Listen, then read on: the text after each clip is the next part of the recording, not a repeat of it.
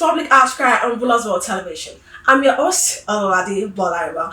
Now there's a lot happening across the globe this week. From ASU's long-standing battle with the federal government to President Tinubu's controversial clemency list that has sparked mixed reaction, especially on social media, and especially over the pardon granted to Miriam Sanda. I'm very, very sure that name sparked something in you. Alright, so let's dive into today's top stories. But we'll be starting with the ASU and federal government.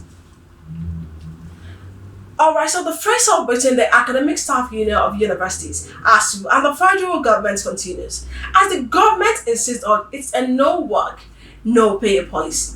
This has been going on since 1999. ASU has embarked on strike over 16 times. Yeah, if I'm not mistaken, the most recent major has been in 2022, which lasted for 8 months. I can remember then, students were home, terms were wasting, students are using more times in the university. And at the end of the day, who really suffers it? It is the student. The suffers is the most. And they're forced to stay at home, waste time, and spend more years in school than expected. And parents, to be honest, parents are really frustrated. Students are really losing motivations, and the cycle continues till date. And these people always get to come up every time and say, you know what, government, just do what we want for us. Do what we want, do what is right. And to be honest, I really do not think that these people are asking for too much. I really do not think that. Because these are rights. Education, these are the basic things that the government needs to do. This is not something that anyone should even debate about. Everyone should enjoy this thing called education. And this shouldn't be anything that could be going back and forth. Oh, we're striking today, or I say striking tomorrow, and all of those things. Because the people that it really affects are the students. So I really think federal government really needs to do something about it, because this has been going on and on. So please, I really hope the federal government do something about it, because this is really affecting the students, and these are our leaders of tomorrow. And to be honest, people are really talking about it online. People are venting out their frustrations. And now let's take one or two reactions from X.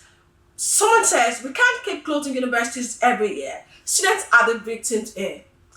Another person's phrase is, ASU is fighting for a good cause, but the government should meet them halfway. Education shouldn't always suffer. And to be honest, this is it.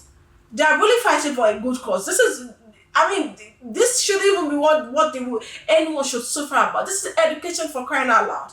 And someone says, no work, no pay. Then no school, no progress. Everyone loses. Alright, those are powerful words from Nigeria there. Now the question is, how do we fix this without punishing the students? Because at the end of the day, it is the children that suffers the most. Now let's move to President Bola Ahmed Tinubu clemency decision. Several individuals have been granted presidential pardon. Why this is a continuation of power? In the names of the list that got people talking, among those pardons is Miriam Sanda. I'm very sure that name actually rings a bell. You know that woman that stabbed her husband to death in 2022? This woman, that was last month. We heard that she has been sentenced to death by hanging. And now coming again, we heard that President Bola Ahmed Tinubu, we see it in the news that President Bola Ahmed Tinubu has granted her clemency. And now people are really talking. People are making decisions. People are talking. People are lamenting. How could someone have stabbed our husband to death, and all of those things? Now let's look at some of the reactions making waves on social media. Someone says Miriam Sanda, sentenced to death in 2020 for killing her husband, has been pardoned by President Tinubu. Now would I lose? To be honest, now would I lose? And this what's popping. It says Miriam Sanda has been pardoned. In this country, please do not let anyone kill you. They will walk free. It is looking like that. But this is someone that killed her husband, that stabbed her husband to death. And now she's going to be walking freely. Though some people are saying, oh, it's because she has children and all of those things, so she can take care of her children. But this is murder. This Arojinle says, Yoruba people say, Eni to kú ni ti ẹ̀gbẹ́. The one who dies is the ultimate loser. Do not let them kill you. You can clearly feel the outrage here. Many Nigerians believe that some crimes are too grave to forgive. And to be honest, I kind of, somehow agree with that, to be honest. Because, the president, though I know the president has the constitutional right to grant clemency, but the process must be transparent. Sometimes it appears biased. It undermines public trust in justice system. And to be honest, this is a valuable. We know that mercy is a good thing, but when it looks, like injustice, the people begin to lose confidence in the leadership. Because to be honest, if Tinubu can paramount that, what's the point of having a justice system?